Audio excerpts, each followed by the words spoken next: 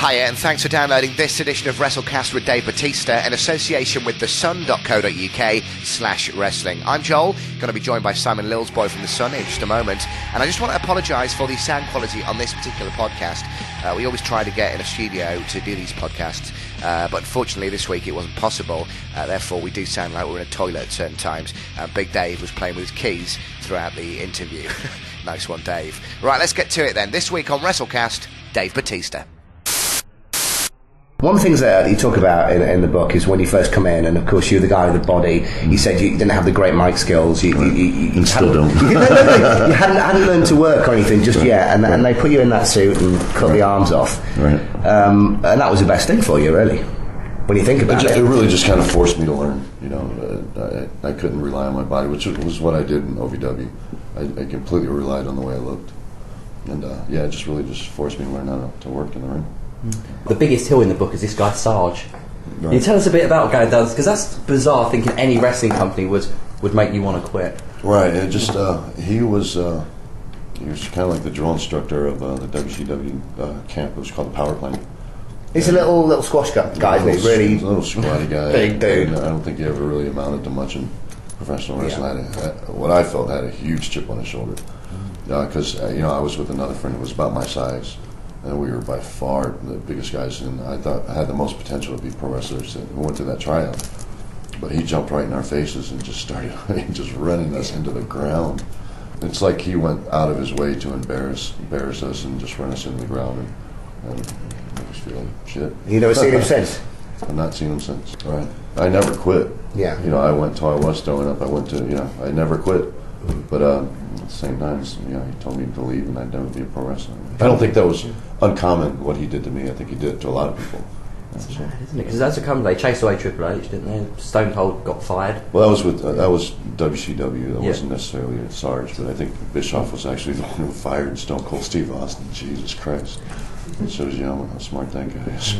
Let's say congratulations on the WrestleMania match. We were there, by the way. Oh, thank you. It must have been great. We got left. We went to the Ring of Honor show the night before, and we got left in the middle of 8 Mile. Yeah. Oh man. Yeah. We're lucky we made it. Yeah, Detroit's a dangerous place. It's very interesting, but that was great. And you say in the book as well, it'd have been nice to go on last. Do you still feel that? I thought we were scheduled to go on last. We found out actually that I think a couple of days before that we were going to go on early, and it was such a slap in the face because I thought that we had the best storyline. I think there were so many. There were so many great things about that match. We knew it was going to happen. No one had ever kicked out of my finish. Taker was going to kick out of my finish. And also, I think with Undertaker, well, first of all, claiming a title he'd never held, the World Heavyweight Championship, and also just kind of starting his reign as champion again. I think, we'd seen it a million times. How many times at a pay-per-view are you going to see, John Cena with his hand up in the air and hold the title on? I thought, it was time for something new, and I think what a perfect way to do it. See Undertaker end of the show holding the title.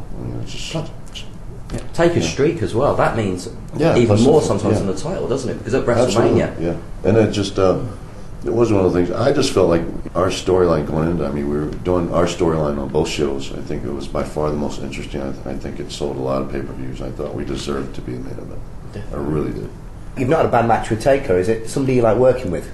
Oh, because he looks stiff, but obviously he looks hefty in the ring. Yeah, he does, and he's got the same sentiment as I do. When you go in there, you bring it, you give people their money's worth, and when it's a pay-per-view like that, especially a big match like a Hell in a Cell, you go above and beyond, and you put your body on the line. But at the same time, you're real careful about who you're working with. You talk about it earlier in the book as well when you say that you had the issues with The Undertaker. I think it was an interview that Simon did with the Sun. Back in the day, right. When you had a pop at SmackDown. Right. And, so watch what you tell him. Don't tell him anything bad. Right. Over the years you've had some great matches and some not so good matches, and Taker's the same, but when you put the two of you together, I mean, you've blown everything away this year. Yeah, we've had a hell of a rivalry this year. It's by far been the most rewarding of my career.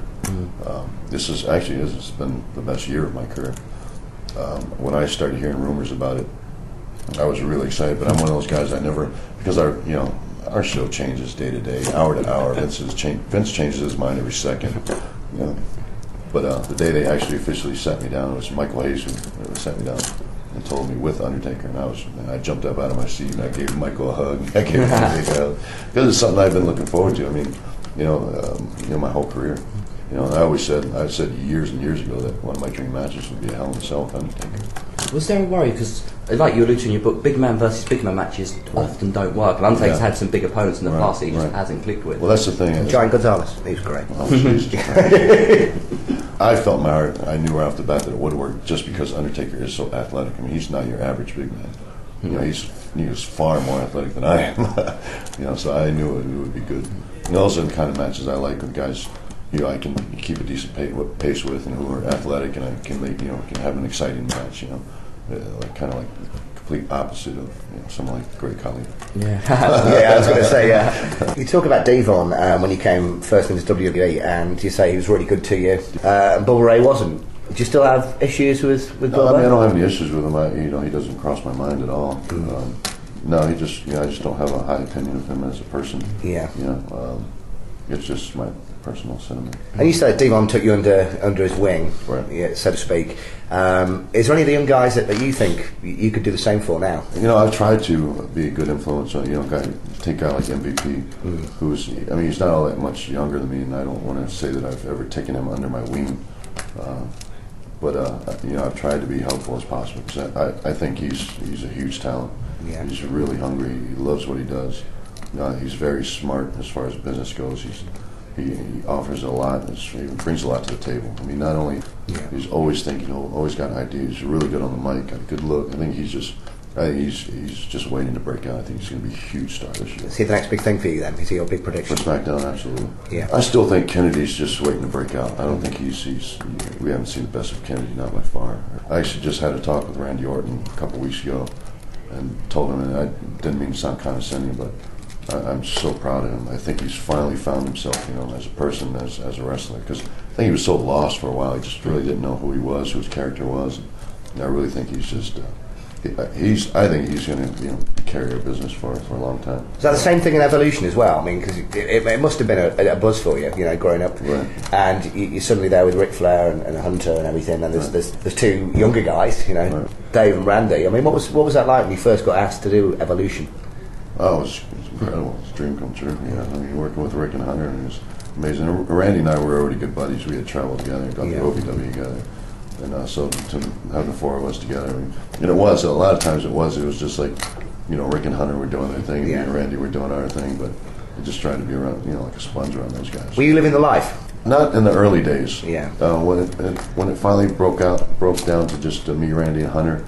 Then when I started driving with Rick, I was definitely living the life. Yeah. And after I separated from my wife, then I was really, really living the life. You talk about that. It's a great read. Some of the stories on the road. Right. Have women always been attracted to you because of your shape and figure, or was it being the WWE's big star? No, I think it was it's one of those things where, I worked as a bouncer for years, and it took a girl to come up to me and talk to me for me to get anywhere, because I was terrified of girls. And I didn't know how to talk to them, didn't know how to approach them. I always felt like I was big and scary, and girls, I always thought that was the first thing they saw, a big scary guy. And I just had no game at all. So it was just always really shy. And now you've come out about the relationship with Melina as well. Is that all going well? It's been had ups and downs. I prefer not to date someone in this business, but a lot of times it's just, especially me, I'm not home much, and it's hard to find a girl who really understands what we do. Mm-hmm. And really with her, I just it started out completely innocent, and I just fell in love with her. Mm-hmm. And now it's been really on and off for a long time, but I'm still on and off. Still love her to death, but I don't think it ever really. You don't think it will ever be truly on? You can't see yourself marrying her one day? Or? No, it's funny. I still love my ex-wife. Yeah. I still don't think I'm over that. Could you never move on from that? If you're still in love with your ex-wife and you tell a current girlfriend that, it's not that I can feel the best.